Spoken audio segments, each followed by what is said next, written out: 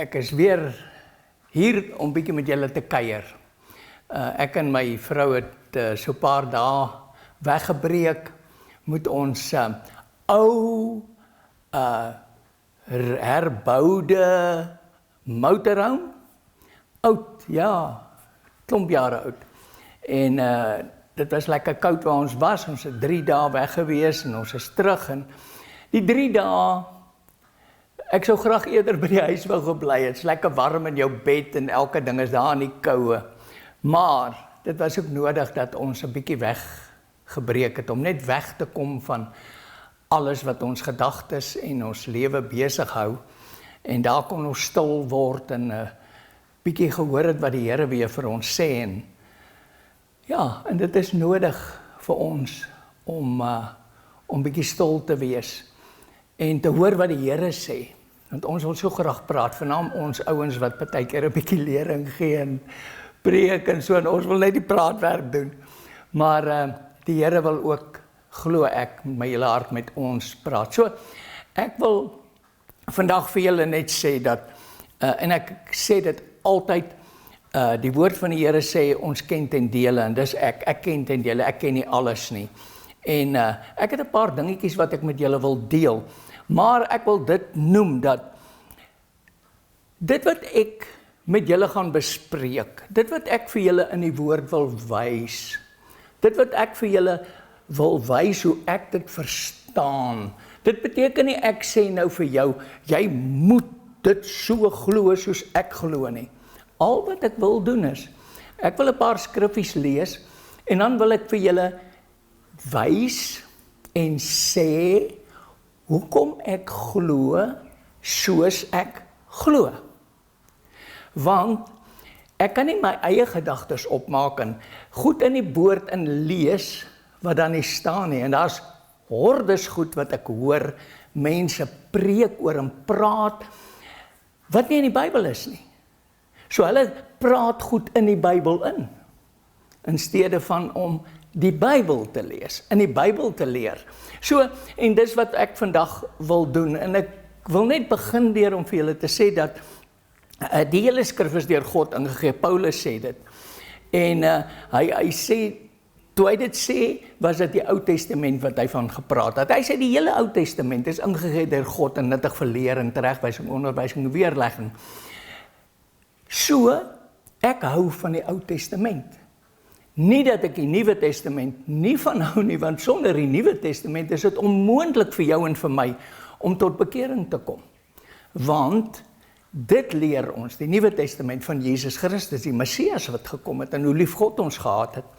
Maar die Ou Testament is definitief vir ons baie, baie, baie belangrik, want daar word vele goed in die Ou Testament vir ons voorgestel, hoe ons moet leer en wat ons moet doen, want die woord van die Here sê, dat dit wat Moses gedoen het, is 'n afbeeldsel en 'n skadu van die hemelse dinge. Nou, ek hardloop myself nou alweer vooruit. Die tabernakel. Nou, ek en my vrou is baie lief vir die tabernakel. En ek het dit nou al genoem, maar van julle wat dit nie weet nie, 56 jaar gelede, die 14de September 1968, het die Here se saad in my hart geval. Het die herder aan my hartdeur kom klop. En ek het daai aand oopgemaak, en die Here het my gered. Ek het hom bely as my verlosser, en hy het my gered van baie, baie sonde, baie. En daardie aand was die tabernakel aan my voorgestel. Daai nag het hierdie persoon vir my so 'n sketsie gemaak en gesê, jy het dit al gesien, en net so 'n lyntjie getrek, so vierkantig met die heiligdom, allerheiligste en die buitehof. En hy het gesê, het jy dit al gesien? Ek sê, wat is dit? Ek weet nie 'n klou gehad wat dit is nie. Hy sê, dis Moses se tabernakel. Maar hy het nie vir my veel daarvan gesê nie. Hy sê net, dit is 'n afbeeldsel en skadu van die hemelse dinge. Die Bybel sê dit. En ek het daardie tyd begine leer. En ons was in die Bybelskool, dis waar ek my vrou ontmoet het, Forenza, in die Bybelskool. En dit was in die begin van 1969. En ons het so 'n bietjie geleer van die tabernakel, maar nie veel nie. Maar die tabernakel het vir my soveel ingehou, en ek wou meer weet van die tabernakel. Dis hoekom ek na hoeveel jare 'n tabernakel gebou het, en dit min of meer so uitgelê, dit het nie definitief so gelyk nie, maar dit gee jou 'n idee wat hier aangaan, en hier is baie verborgenhede hierin. En ek wil vandag so ietsie met julle deel oor die verborgenhede, en ek weet, ek lewe nou in God se genade tyd. En julle weet, as ek dit nie doen nie, want ek hou terug, ons bedien maar gewoonlik net hierdie goed, maar daar is so veel ander goed in die tabernakel wat ons wil bedien. En dis wat ek graag met julle wil deel vandag. Nou, daar's baie goed wat in die woord vir ons aangebied word, maar dit is metafories. Ons moet die geestelike daaruit kry. In die Ou Testament het dit fisies, dit was letterlik 'n tabernakel. Maar in die Nuwe Testament is dit geestelik, is dit vir ons geestelik. So, ek wil gou vir julle 'n paar skriffies lees, want dis die belangrikste, is dit nie waar nie? Die skrif van die Here is die belangrikste. Kom ek begin met hierdie Hebreërs 5 vers 12. Hoor wat sê hy: Alhoewel julle vanweë die tyd leraars behoort te wees, het julle weer nodig dat 'n mens julle die eerste beginsels van die woord van God moet leer, en julle het weer behoefte aan melk en nie aan vaste spyse nie. Mensies, vanweë die tyd moes ek al baie meer geweet het as wat ek op die oomblik weet. Want ek het nie al my tyd gespandeer, of die tyd wat ek beskikbaar gehad het. Ek wil sê al die tyd, nie, mens moet werk, jy moet ander goed ook doen. Maar die tyd wat ek beskikbaar gehad het, wat ek gemors het aan ander tye, aan ander goed, wat nie ewigheidswaarde het nie. Ek kon daardie tyd gespandeer het, en die woord gestudeer het, my daarop toegelê het. Maar ek het dit nie gedoen nie. Vandag, dat ek in genadetyd leef, is ek spyt. Ek is so spyt. Ek ken so min van die woord. Hoe meer ek studie, hoe meer besef ek, hoe min weet ek. So, ek wil baie graag met julle goedjies deel, wat die Here vir ons wys, vir my en my vrou, in die nagte wanneer ons wakker word, dan vat ons die woord, en ons lees, en ons steek partykeer vas by een skriffie, sommer vir 'n uur, wat ons daarna kyk, en vir die Here vra om ons 'n revelation te gee rondom hierdie, want ons verstaan dit nie goed nie. En die Here is getrou, die Here wys van ons baie goed. So, dis belangrik, dat ek en jy elke oomblik moet uitkoop, om onsself te vul met die woord van die Here. Dis baie, baie belangrik, want die Here sê, study to show yourself approved. Kom ons lees Hebreërs 8 vers 5. Hulle wat 'n afbeeldsel en skadu van die hemelse dinge bedien, soos Moses 'n goddelike bevel ontvang het, toe hy die tabernakel sou voltooi, want hy het gesê, dis God wat gesê het, kyk dat jy alles maak volgens die voorbeeld wat jou op die berg getoon is. Hy moes alles gemaak het, en dis wat ek vir julle net vandag 'n bietjie wil wys hier, wat God vir hom gesê het. 4 keer sê God vir hom, sien dat jy alles maak soos ek jou gewys het op die berg. So dit is belangrik. Die tabernakel en dit wat saam met die tabernakel gaan, is baie belangrik. Vir my, nou weer eens wil ek vir jou sê, ek praat nou van my. Dis belangrik vir my. Ek sê nie dit moet belangrik wees vir jou nie. Ek sê nie jy gaan hel toe as jy nie die tabernakel gestudie het nie. Maar kom ek sê vir julle, hoekom die tabernakel so inpak in ons lewe gemaak het? Omdat ons soveel verborgenhede gevind het in die tabernakel. Goedjies wat letterlik daar, die paaltjies, die voetstukke, daar's 'n boodskap daarin. Maar ons kom nooit daarby uit om vir mense te vertel wat dit eintlik is nie, wat dit beteken geestelik. Maar as jy die Bybel studie, dan leer jy die goed, en dit is so belangrik. En ons sal nooit alles kan weet wat die tabernakel eintlik vir ons geestelik beteken nie, maar dit wat God vir ons oopmaak, wil ons graag met julle deel. So, hulle het 'n afbeeldsel en 'n skadu bedien. So, kom ons kyk verder. Timoteus sê, of liewer Paulus skryf vir Timoteus 'n brief. Hy sê, lê jou daarop toe om jou beproef voor God te stel as 'n werker wat hom nie hoef te skaam nie, wat die woord van God, of liewer die woord van die waarheid reg sny. Mensies, nou hier kom die ding. Wat sê hy? Dat jy die woord moet study. He says in Engels, sê, study to show yourself approved, a workman, needeth not be ashamed, rightly dividing the word of truth. So, ons wat bedien, ons moet seker maak, seker maak, dat wat ons bedien, reg gesny is. Dat dit reg, dat dit die waarheid is. Ek praat eintlik vandag met ons ouens, pastore, mense wat klas gee, Bybelstudie aanbied. Is jy seker, dat elke woord wat jy oordra, reg gesny word? Ons mis baie van die lering wat ons gehad het. In die Bybelskool, Rens aan myself. Ons mis baie van daai lering van die tafel afstoot, nadat ons op ons eie begin studeer het. En ek praat nie van donkie jare terug nie, ek praat van nou die dag.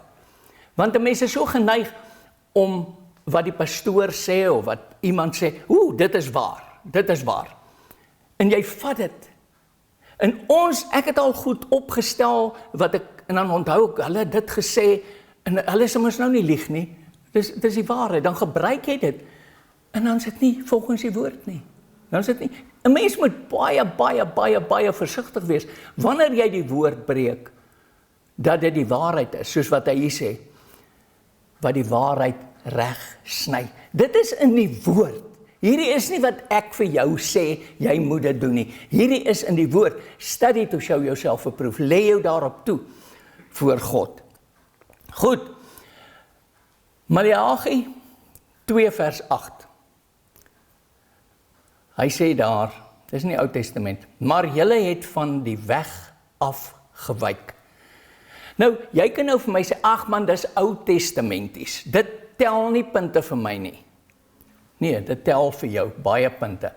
Dan moet jy ook nie, as jy nie hierdie skrif wil aanvaar dat God met jou praat hier nie, jy as 'n leier of as 'n pastoor of wie ook al, moet jy nie Psalm 23, nee, quoteer nie. Jy moet nooit sê, die Here is my herder en niks sal my ontbreek nie. Jy moet dit nie sê nie. Jy mag geen skrifte, jy moet nie die psalms gebruik, waar hy sê, loof die Here met snaargeklank en wat. Jy mag niks in die Ou Testament dan quoteer nie, en sê dis vir jou nie, want dan is jy, 'n hypocriet.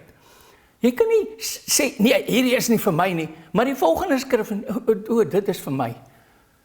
Dan is die Here nie jou herder nie, as jy nie hierdie skrifie ook wil aanvaar, dat die woord van God praat met jou, nie Niels van Sail nie, die woord van God, hoor wat sê hy.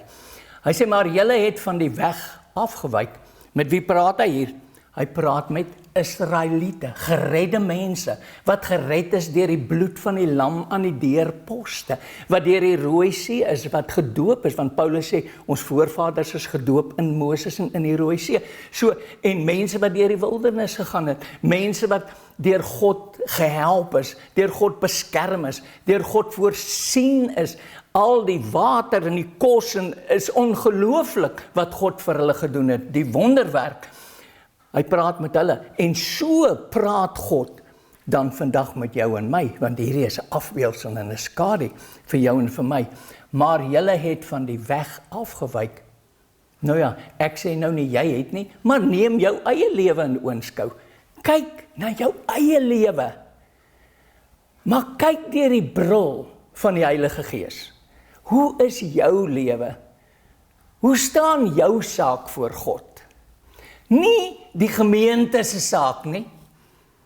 Nie jou ouderlinge en diakens of jou gemeentelede nie, as jy 'n pastoor is. Hoe staan jou saak voor God? As God jou beproef, as God jou toets om te sien of jy die vrug van die Gees het. Want God toets ons om te sien of ons gegroei het, hoe groot ons geword het.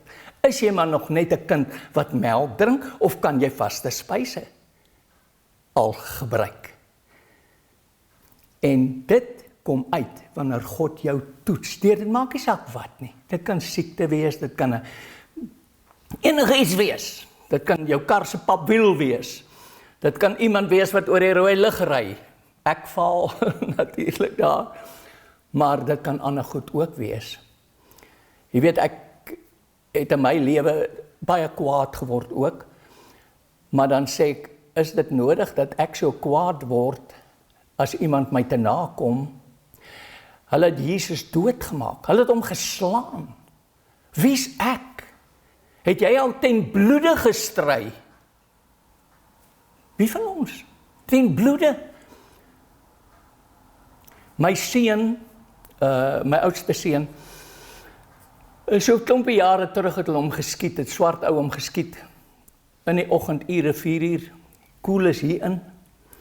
En hier deur sy nek, baie swaar kaliber revolver gewees, hier deur sy nek, agter by sy blad uit. Hoe dit gebeur het, weet ek nie, maar hy het geleef. Hy het die aar gemis.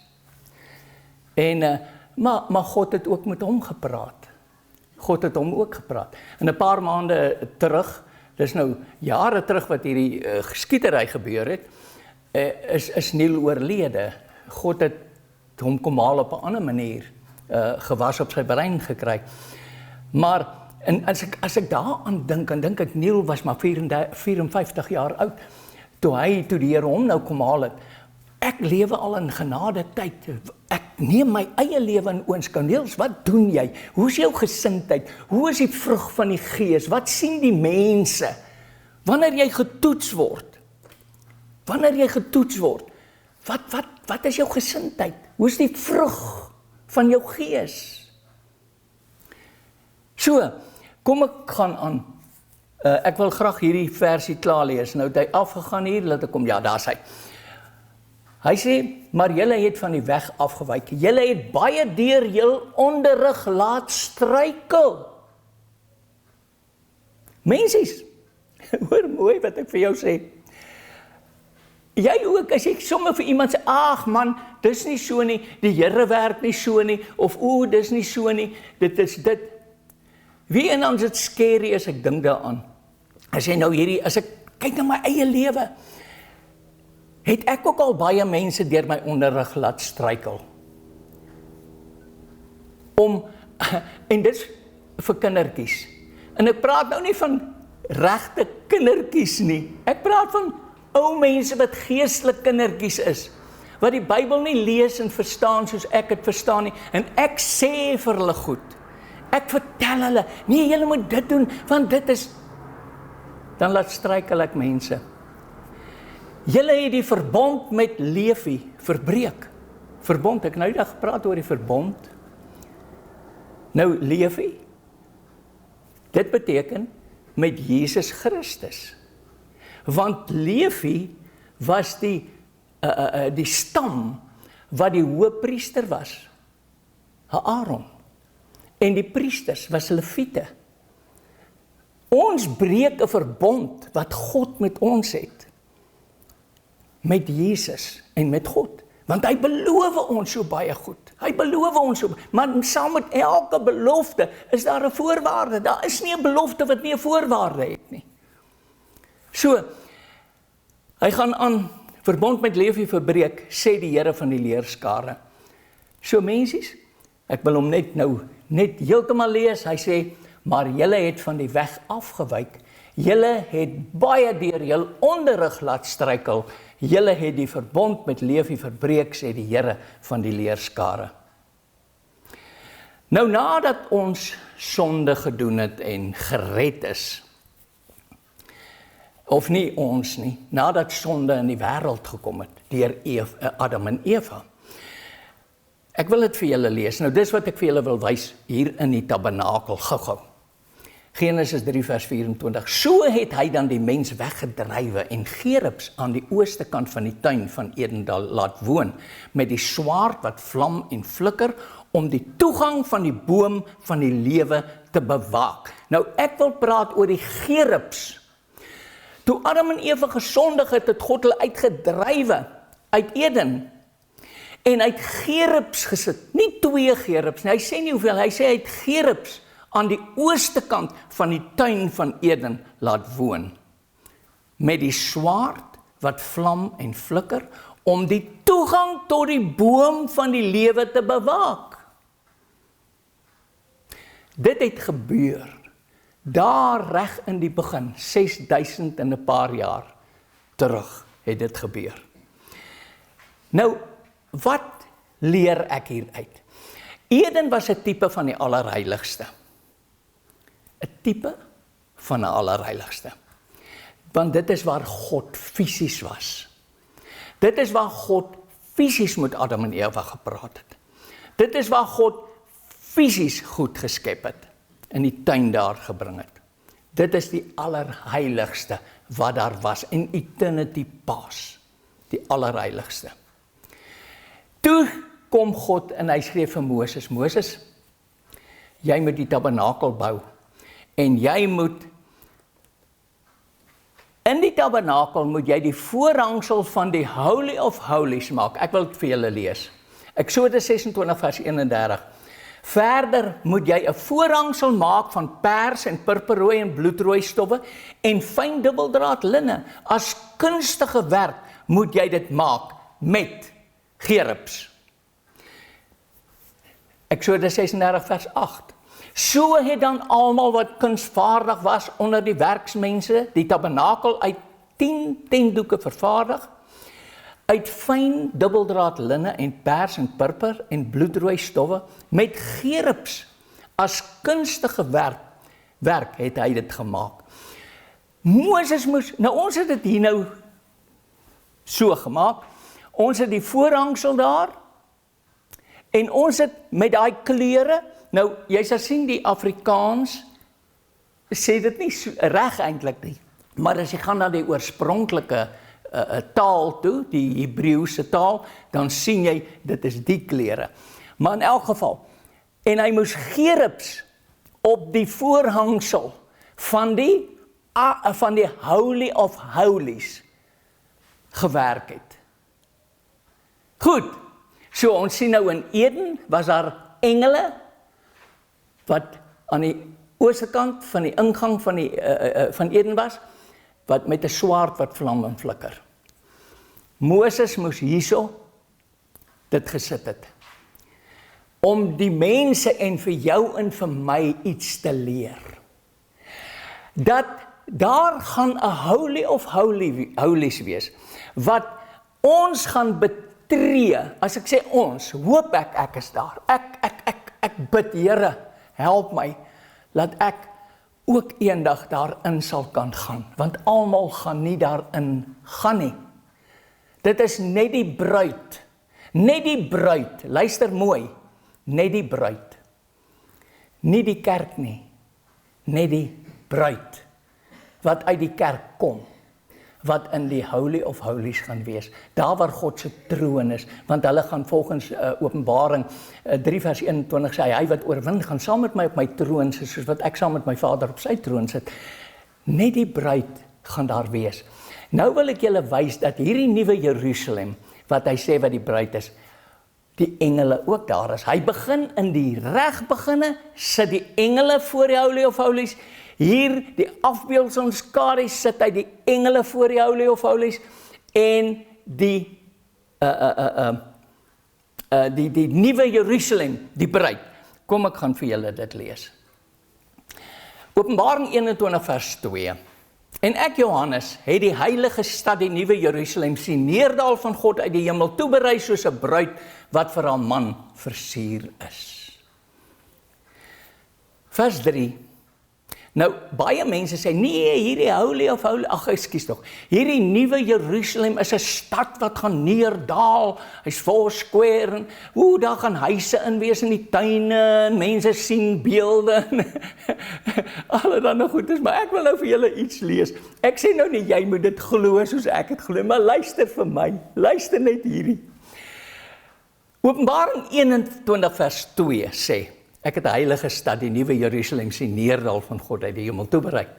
Hy het 'n heilige stad gesien neerdal.